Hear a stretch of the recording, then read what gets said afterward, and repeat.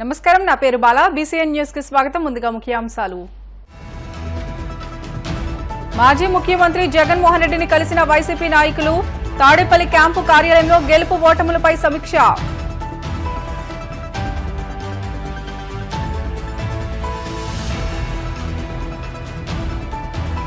కాకినాడ నగర వ్యాప్తంగా భారీ స్క్రీన్లు ఏర్పాటు.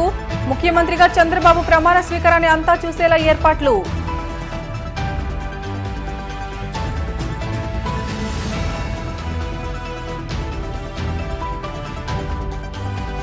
స్థిరంగా కదులుతున్న నైరుతి రుతుపవనాలు.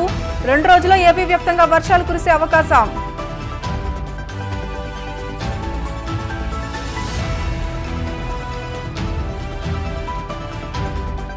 కేంద్ర మంత్రి కిషన్ రెడ్డికి బొగ్గు గనుల శాఖ కేటాయింపు. బాధ్యతగా పనిచేస్తానంటూ స్పష్టం.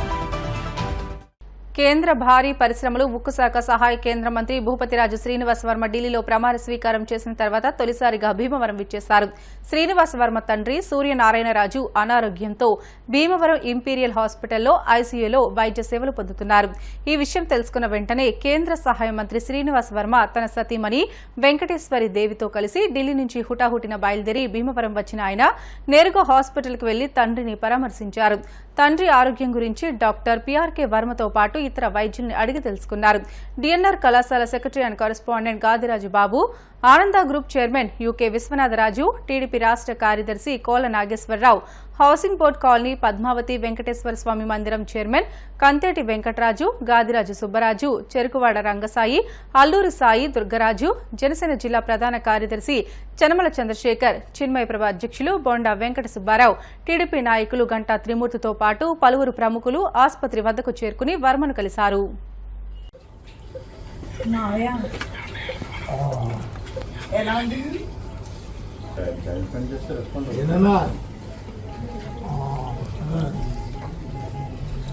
ఆనందం ఎక్కువైందా అన్నా? నేను మంత్రిని అయ్యాను తెలుసా?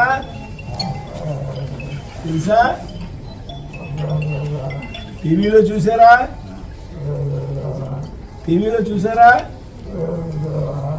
ఏనా టీవీలో చూసారంట కదా?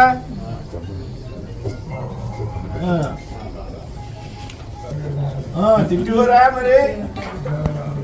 తిట్టివారు కాదా? అమ్మ తిట్టిదా? అమ్మ తిట్టిది కదా. ఓ తిరుగుతున్నాడు ఈడని. ఇప్పుడు మంత్రిని అయ్యారా? మంత్రిని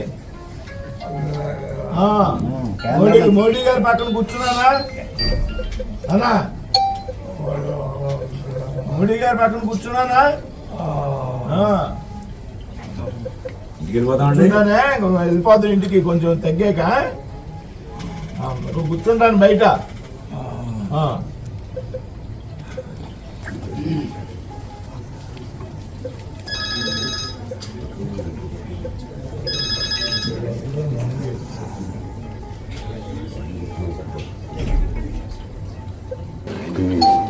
వేళ్ళు కొంచెం కలపండి.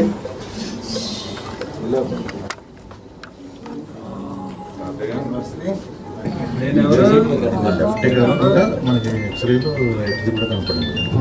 కూడా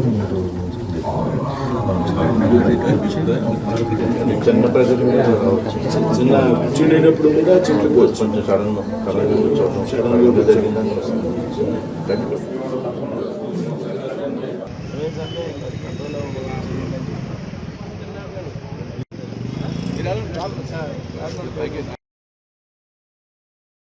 ప్రధానిగా 3వసారి ప్రమాణ స్వీకారం చేసిన మోదీ కేబినెట్లోకి తనను తీసుకోవడం ఆనందంగా ఉందని ఉక్కు భారీ పరిశ్రమల శాఖ కేంద్ర సహాయ మంత్రి భూపతిరాజు శ్రీనివాస్ వర్మ పేర్కొన్నారు. ఈ మేరకు ఆయన భీమవరంలో మీడియాతో మాట్లాడుతూ బీజేపీలో కష్టపడిన సామాన్య కార్యకర్తకు దక్కిన గౌరవంగా భావిస్తున్నానని తెలిపారు. కేంద్ర సహాయ మంత్రిగా అవకాశం ఇచ్చిన ప్రధాని మోదీకి పార్టీ అధ్యక్షుడు నడ్డాకు, హోంమంత్రి అమిత్ షాకు ఆయన కృతజ్ఞతలు తెలిపారు.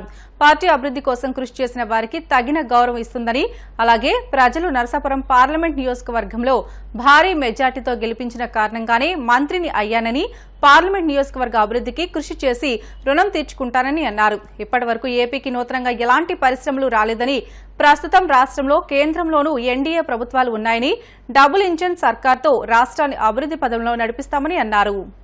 భారత ప్రధానమంత్రిగా మూడవసారి బాధ్యతలు స్వీకరించినటువంటి ప్రధానమంత్రి నరేంద్ర మోడీ గారి మంత్రివర్గంలో నాకు అవకాశం ఇవ్వడం చాలా అదృష్టంగా భావిస్తున్నాను. నాకు వచ్చినటువంటి అవకాశం ఆంధ్రప్రదేశ్లో పార్టీ ఆవిర్భావం నుండి కూడా పార్టీ కోసం అహర్నిశలు కష్టపడి పనిచేసినటువంటి సామాన్య కార్యకర్తకు లభించినటువంటి గౌరవంగా ఇవాళ రాష్ట్రంలో కార్యకర్తలంతా కూడా భావిస్తూ ఉన్నారు. మరి ఈ విధంగా అవకాశం ఇచ్చినటువంటి ప్రధానమంత్రి నరేంద్ర మోడీ గారికి, పార్టీ అఖిల భారత అధ్యక్షులు నడ్డా గారికి, హోంమంత్రి అమిత్ షా గారికి, పార్టీ రాష్ట్ర నాయకత్వానికి అందరికీ కూడా పేరు పేరున ధన్యవాదాలు తెలియజేసుకుంటున్నాను. ఏదైతే భారతీయ జనతా పార్టీలో పార్టీ కోసం అహర్నిశలు కష్టపడి పనిచేస్తారో అటువంటి కార్యకర్తలకు సమయం వచ్చినప్పుడు, అవకాశం వచ్చినప్పుడు తప్పనిసరిగా పార్టీ గుర్తిస్తుంది అనేటువంటి విషయానికి ఇది ఒక చక్కటి నిదర్శనంగా భావిస్తూ ఉన్నా. భారతీయ జనతా పార్టీ కార్యకర్త ఆధారిత పార్టీ. ఆ విధంగా పనిచేసినందుకు మాత్రమే నాకు ఈ విధంగా అవకాశం వచ్చింది. నేను ఈవేళ మంత్రిని అయ్యాను అంటే దానికి ముందుగా నేను పార్లమెంట్ సభ్యుడిగా ఎన్నిక కావడం, పార్లమెంట్ సభ్యుడిగా ఎన్నికైనటువంటి సందర్భంలో రాష్ట్రంలోనే అతిపెద్ద మెజార్టీ, అతి ఎక్కువ మెజార్టీ వచ్చినటువంటి అతి కొద్ది స్థానాల్లో నరసాపురం పార్లమెంట్ నియోజకవర్గం కూడా ఉంది. ఈ నరసాపురం పార్లమెంట్ నియోజకవర్గంలో ప్రజలు నన్ను పెద్ద మెజార్టీతో పార్లమెంట్ సభ్యుడిగా గెలిపించారు కాబట్టి నేను ఈవేళ మంత్రిగా కలిగా. కాబట్టి నరసాపురం పార్లమెంట్లో ఉన్నటువంటి ప్రజలకు అందరికీ కూడా పేరు పేరున, అదేవిధంగా ఈ నియోజకవర్గంలో ఉన్నటువంటి 3 పార్టీల కార్యకర్తలు, Bharatiya Janata party, Telugu Desam party, Janasena party కార్యకర్తలు అహర్నిశలు నా విజయం కోసం కష్టపడి పనిచేసి నన్ను పార్లమెంట్ సభ్యునిగా గెలిపించినందువలన మాత్రమే నేను మంత్రి కాగలిగాను అనేటువంటి విషయాన్ని గుర్తు తెచ్చుకుంటూ, రాబోయేటువంటి రోజుల్లో తప్పనిసరిగా వారి యొక్క రుణాన్ని తీర్చుకునే విధంగా నా పనితీరు ఉంటుంది అనేటువంటి విషయాన్ని సందర్భంగా తెలియజేస్తున్నా. భారీ పరిశ్రమలు, స్టీల్, ఏదైతే ఆంధ్రప్రదేశ్లో గత 5 సంవత్సరాలుగా ఒక్క కొత్త పరిశ్రమ కూడా వచ్చినటువంటి సందర్భం లేదు. కొత్త పరిశ్రమలు రాకపోగా ఈ రాష్ట్రంలో ఉన్నటువంటి పరిశ్రమలు కూడా ఇతర రాష్ట్రాలకు వెళ్ళిపోయేటువంటి పరిస్థితి ఈ రాష్ట్రంలో మనందరికీ కూడా తెలుసు. దీనికి చక్కటి ఉదాహరణ అమర్ రాజా బ్యాటరీస్. కాబట్టి రాష్ట్రంలో కొత్త పరిశ్రమలు ఆహ్వానించాలి. రాష్ట్రంలో కూడా ఎన్డీఏ ప్రభుత్వం వచ్చింది. ఈవేళ ఏదైతే మనం డబుల్ ఇంజన్ సర్కార్ అని చెప్తూ ఉన్నామో, కేంద్రంలో రాష్ట్రంలో ఒకే పార్టీ, ఒకే కూటమి ప్రభుత్వాలు అధికారంలో ఉండాలని ఈవేళ రాష్ట్రంలో, కేంద్రంలో ఎన్డీఏ ప్రభుత్వాలు ఉన్నాయి. కొత్త పరిశ్రమలు ఈ రాష్ట్రంలో ప్రారంభించే విధంగా మనం కృషి చేయాలి. ముఖ్యమంత్రి చంద్రబాబు నాయుడు గారు కూడా బాధ్యతలు స్వీకరిస్తున్నారు. రేపు కొత్తగా రాష్ట్రంలో ఒక భరోసా, రాష్ట్రంలో ఉన్నటువంటి పరిశ్రమలకు ఒక భరోసా ఇవ్వాలి. రాష్ట్రంలో కొత్తగా పరిశ్రమలు పెట్టాలి అనుకునేటువంటి సంస్థలకు కానీ వ్యక్తులకు కానీ మనం ఒక భరోసా ఇవ్వాలి. త్వరితగతిన అనుమతులు మంజూరు చేయాలి. కఠిన తరంగా ఉన్నటువంటి నిబంధనలను సరళీకృతం చేయాలి. భూమి కేటాయింపులు వెంటనే జరగాల. మనం భరోసా ఇవ్వాలి కొత్తగా వచ్చేటువంటి పరిశ్రమలు స్థాపించేటువంటి వ్యక్తులకు కానీ సంస్థలకు కానీ. ఈ విధంగా రాష్ట్ర ప్రభుత్వం, కేంద్ర ప్రభుత్వం కలిసి ఈ రాష్ట్రంలో పరిశ్రమలు స్థాపించేటువంటి వ్యక్తులకు, సంస్థలకు ఒక భరోసా ఇచ్చి ముఖ్యమంత్రి గారి సహకారంతో, కేంద్రంలో ప్రధానమంత్రి సహకారంతో, ఏదైతే కేబినెట్ మంత్రిగా ఉన్నటువంటి కర్ణాటకకు చెందినటువంటి కుమారస్వామి గారి సహకారంతో ఈ రాష్ట్రంలో కొత్త పరిశ్రమల స్థాపనకు కృషి చేస్తాం అనేటువంటి విషయాన్ని, అదేవిధంగా ఉన్న పరిశ్రమలు కూడా భరోసానిస్తాం. ఉన్న పరిశ్రమలు కూడా వారి యొక్క సామర్థ్యాన్ని పెంచుకుంటానికి అవకాశం ఇస్తాం. ఈ విధంగా కృషి చేసి ఈ విధంగా పరిశ్రమలు పెద్ద ఎత్తున ప్రోత్సహించడం ద్వారా రాష్ట్రంలో ఉన్నటువంటి నిరుద్యోగ యువతకు ఉపాధి కలిగించేటువంటి ప్రయత్నం చేస్తామనేటువంటి విషయంలో ఏమాత్రం అనుమానం లేదు. నేను 2 రోజుల్లో బాధ్యతలు స్వీకరించాక, అధికారులతో చర్చించాక ఏ రకంగా రాష్ట్ర ప్రభుత్వాలు కేంద్ర ప్రభుత్వాలు కలిపి పనిచేయాలనేటువంటి విషయం మీద ఒక చక్కటి అవగాహన వచ్చి నేను నియమించబడ్డటువంటి ఈ పోర్ట్ఫోలియో మీద ముందుగా నేను అవగాహన పెంచుకుని ఆ తర్వాత కార్యాచరణలోకి వస్తామనేటువంటి విషయాన్ని చెప్తున్నాను. వైసీపీ అధ్యక్షుడు వైఎస్ జగన్ ని పార్టీ ముఖ్య నాయకులు ఇటీవల ఎన్నికల్లో పోటీ చేసిన అభ్యర్థులు కలిశారు. సోమవారం తాడేపల్లిలోని వైఎస్ జగన్ క్యాంపు కార్యాలయంలో ఆయనతో భేటీ అయ్యారు. వైఎస్ జగన్ ను కలిసిన వారిలో ఎంపీలు గొల్ల బాబురావు, మోపిదేవి వెంకటరమణ, మాజీ మంత్రులు బొత్స సత్యనారాయణ, పాముల పుష్పశ్రీవాణి, గుడివాడ అమర్నాథ్, నాయకులు రెడ్డి శాంతి, చిర్లజగ్గిరెడ్డి, Viswasaraya Kalavathi, Butta Renuka, Chinta Anuradha, Goddeti Madhavi, Shobha Haimavathi, Vanga Geetha, Dhanalakshmi, Vijaya, doctor Satyavathi, Umabala, L Appireddy, Vijayawada mayor Rayana Bhagyalakshmi తదితరులు ఉన్నారు. ఈ సందర్భంగా గెలుపు ఓటములపై సమీక్ష చేపట్టారు. ముఖ్యమంత్రి నారా చంద్రబాబు నాయుడు ప్రమాణ స్వీకారోత్సవాన్ని ప్రజలంతా వీక్షించేలా కాకినాడ నగరంలో భారీ స్క్రీన్లు ఏర్పాటు చేస్తున్నట్లు కాకినాడ నగరపాలక సంస్థ కమిషనర్ జె వెంకట్రావు తెలిపారు.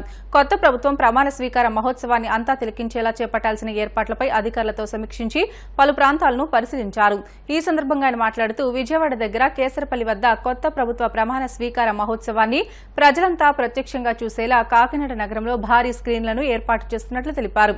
అదేవిధంగా కాకినాడలో 14 సర్కిల్స్ లో ఉన్న కమ్యూనిటీ హాల్స్లలో స్క్రీన్లు, టీవీలను ఏర్పాటు చేస్తున్నామని పేర్కొన్నారు.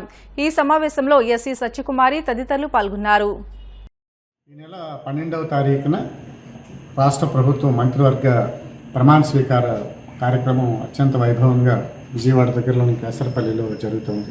ఆ ప్రమాణ స్వీకార మహోత్సవ వేడుకని ప్రజలందరికీ వారి దగ్గరికి చేర్చే నిమిత్తం కాకినాడ నగరంలో వివిధ ప్రాంతాలలో లైవ్ స్ట్రీమింగ్ పెట్టి ప్రత్యక్ష ప్రసారం ఏర్పాట్లు చేస్తున్నాం. 14 సర్కిల్స్ ఉన్నాయి. 14 సర్కిల్స్లో కూడా ఈ ప్రత్యక్ష ప్రసారాన్ని మనం ఏర్పాటు చేస్తున్నాం. కాకినాడ ప్రజలందరూ కూడా చూడవచ్చు. ఆ వివరాలన్నింటినీ కూడా ఇవాళ సాయంత్రం కల్లా ప్రెస్ ద్వారా అందరికీ తెలియజేయడం జరుగుతుంది. ఇది కాకుండా మన దగ్గర ఏదైతే Kakinada smart city meeting hall ఉందో ఆ మీటింగ్ హాల్లో కూడా ఒక ప్రత్యక్ష ప్రసారాన్ని పెడుతున్నాం. మనకి కళాక్షేత్రంలో కూడా ప్రత్యక్ష ప్రసారాలు ఏర్పాటు చేయడం జరుగుతుంది. ఇంతే కాకుండా ఓపెన్ గా పబ్లిక్ కూడా చూసుకునే నిమిత్తం ఏదైతే మన భానుగుడి సెంటర్లో ఉన్నటువంటి ఎల్ఈడి స్క్రీన్ ఉందో, డిజిటల్ స్క్రీన్, దాని మీద కూడా ప్రత్యక్ష ప్రసారాన్ని ఏర్పాటు చేస్తున్నాం. వివేకానంద పార్కులో ఉన్నటువంటి బయట ఉన్నటువంటి ఏదైతే మనకి ఎల్ఈడి స్క్రీన్ ఉందో దాని మీద కూడా ఈ మహోత్సవ వేడుకల్ని ప్రత్యక్ష ప్రసారం ద్వారా ప్రజలందరికీ వారికి చేరువయ్యేలా ఏర్పాట్లని చేయటం జరుగుతుంది. కాబట్టి 12వ తారీఖున జరిగేటటువంటి మహోత్సవ వేడుకల్ని ప్రజలందరూ కూడా దగ్గర నుండి త్రూ ఈ స్క్రీన్స్ ద్వారా, టీవీల ద్వారా వాళ్ళందరూ కూడా తిలకించాల్సిందిగా ఈ సందర్భంగా అందరికీ. ఆంధ్రప్రదేశ్ రాష్ట్రంలో నైరుతి రుతుపవనాలు స్థిరంగా కదులుతున్నాయని విశాఖపట్నం వాతావరణ శాఖ ప్రకటించింది. మరాఠ్వాడ ప్రాంతం మీదుగా ఉపరితల ఆవర్తనం కొనసాగుతుంది. వీటి ప్రభావంతో రాష్ట్రంలో రానున్న 3 రోజులు తేలికపాటి నుంచి మోస్తారు వర్షాలు కురిసే అవకాశం ఉందని తెలిపింది. ఈ రోజు రాయలసీమలో కొన్ని చోట్ల భారీ వర్షాలు కురిసే అవకాశం ఉందని భారత వాతావరణ శాఖ తెలిపింది. బుధవారం నెల్లూరు, కర్నూలు, నంద్యాల, అనంతపురం, శ్రీ సత్యసాయి, వైఎస్ఆర్, ఏలూరు, కృష్ణా, ఎన్టీఆర్, గుంటూరు జిల్లాలో వర్షాలు కురుస్తాయని రాష్ట్ర విపత్తుల నిర్వహణ సంస్థ వివరించింది.